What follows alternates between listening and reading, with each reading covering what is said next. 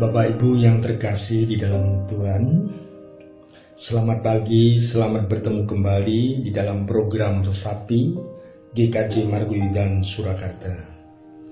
Bapak Ibu dan saudara-saudaraku yang terkasih, pagi hari yang cerah ini bersama-sama kita akan mendengarkan firman Tuhan. Namun sebelumnya, marilah kita bersama-sama menghadap Tuhan di dalam doa. Bapa kami yang ada di surga, yang kami sembah dan kami kenal di dalam nama Tuhan Yesus Kristus, pagi hari yang cerah ini ya Tuhan, kami boleh menghadap kehadirat-Mu. Segala puji syukur kami haturkan kehadirat-Mu, karena Engkaulah kami pagi-pagi hari ini boleh bangun dan menikmati kecerahan di hari ini.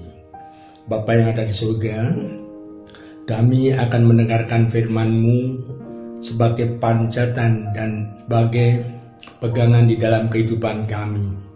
Kiranya Tuhan buka mata hati kami sehingga kami dapat menerimanya dengan baik.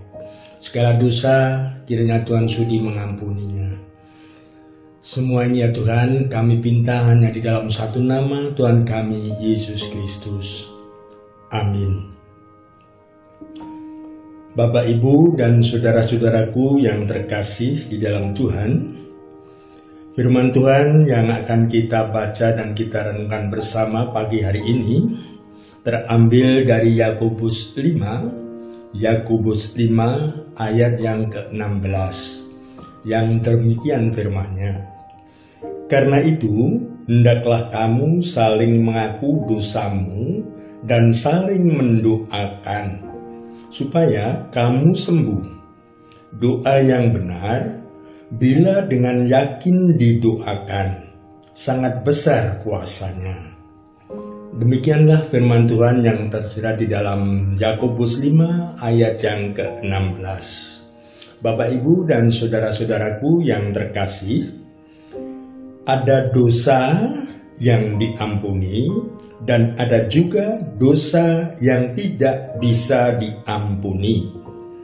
Sementara ada orang yang menganggap dosa kecil bisa diampuni, tetapi dosa yang besar tidak akan pernah bisa diampuni.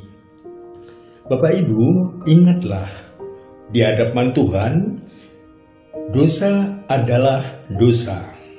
Jadi, tidak ada yang namanya dosa besar atau dosa kecil. Jadi, jangan keliru. Dosa yang diakui di hadapan Tuhan, itulah dosa yang diampuni. Sementara, dosa yang tidak pernah diakuinya, itulah dosa yang tidak pernah diampuni. Bapak, Ibu, dan saudara-saudaraku yang terkasih, apakah kita ingin sehat secara emosional? Ya. Nah, untuk itu, langkah pertama di dalam proses tersebut ialah dengan mengakui dosa-dosa kita kepada Tuhan.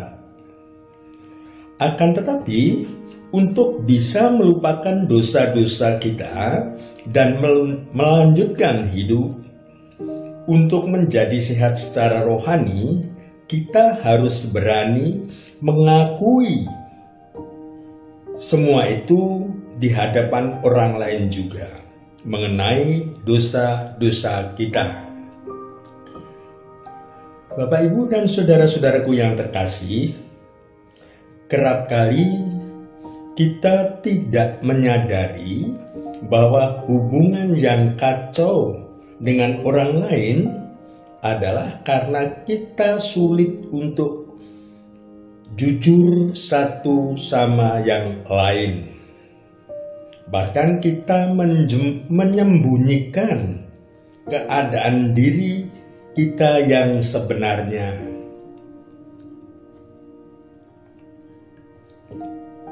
Berpura-pura baik, padahal tidak demikian. Nah, perilaku seperti ini malah mengisolasi kita dari orang lain menjauhkan keakraban, dan menghalangi hubungan yang tulus ikhlas. Hidup hanya sekedar basa-basi, penuh dengan kepalsuan, karena ada dosa yang tersembunyi di dalam diri kita atau di dalam hati kita. Bapak, Ibu, dan saudara-saudaraku yang terkasih, semakin kita menyembunyikan dosa, semakin dalam rasa sakit kita. Beban dan masalah kita akan sesakit kita merahasiakannya. Itu sebabnya orang yang tidak pernah mengakui dosa hidupnya, orang yang tidak pernah mengakui dosa, hidupnya menjadi kacau, berantakan, dan pada akhirnya jika dosa itu tetap ada dalam hidup kita, maka semuanya itu akan melahirkan maut. Jika kita menginginkan kesembuhan, kita harus berhenti menyembunyikan dosa. Kita harus mengakuinya di hadapan Tuhan dan manusia, agar kita menerima kasih karunia-Nya, kemurahan-Nya, dan kesembuhan darinya. Bapak, Ibu, dan saudara-saudaraku yang terkasih, keterbukaan ibarat melepaskan katup tekanan yang menekan beban kita. Ketika kita membuka rahasia yang ada di dalam diri kita yang termasuk dosa, maka segala himpitan akan hilang. Dan kita akan menjadi orang yang merdeka, bebas dari segala tekanan, hubungan dengan Tuhan dan sesama akan pulih. Hidup menjadi terasa lebih mudah. Itulah berkat dari pemulihan hati. Bapak, Ibu, dan saudara-saudaraku yang terkasih, jadi keterbukaan adalah awal dari pemulihan. Bapak, Ibu, dan saudara-saudaraku yang terkasih, sebentar lagi kita akan menyongsong kelahiran Tuhan Yesus ke dunia ini yang sebagai juru selamat kita bersama. Marilah kita persiapkan hati kita untuk menyongsong kehadiran Tuhan Yesus. Kita akui dosa-dosa kita di hadapan Tuhan dan sesama kita, sehingga dengan demikian hidup kita akan terasa lebih bebas, lebih enak, merdeka untuk dapat kita jalankan di dalam kehidupan ini. Oleh karena itu, keterbukaan adalah awal dari pemulihan. Selamat pagi saudaraku, selamat beraktivitas, salam sukacita, sehat, bijak, dan sejahtera. Tuhan Yesus memberkati. Amin.